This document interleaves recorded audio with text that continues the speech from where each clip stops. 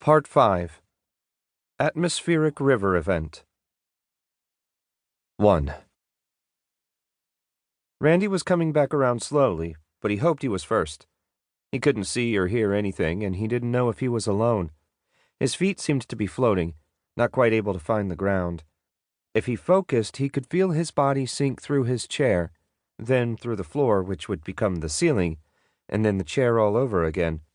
He reached out in the dark to steady himself and found his arms unresponsive, but somehow his fingers were free and wiggling in the void.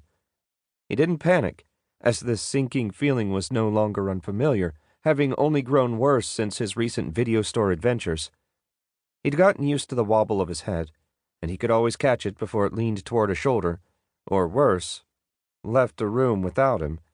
Though the jury was still out on how the videotape had affected his mind, he was content in the knowledge that, on a long enough timeline, every muscle in the world would weaken and die. Exploring further, he found his neck under his head after all, right where he'd left it, and he rubbed the base of his skull to get the blood train chuffing along. The soreness increasing, his fingertips kneaded a now discernible pattern into his skin, as if his fingers were independent from his brain, which was independent of his body, and they were all dancing on a keyboard rather than his thoracic spine and the root muscles of his throat.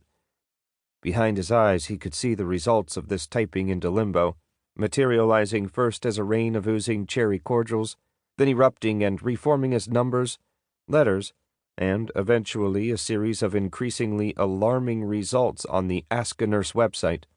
The consensus of these online forums first pointed him toward cervical spondylosis, which had begun with a pinched nerve at the atlas vertebra on the base of his skull, the direct result of a lifetime of watching movies too close to the screen, exacerbated by the bullet from a sniper's high-powered rifle.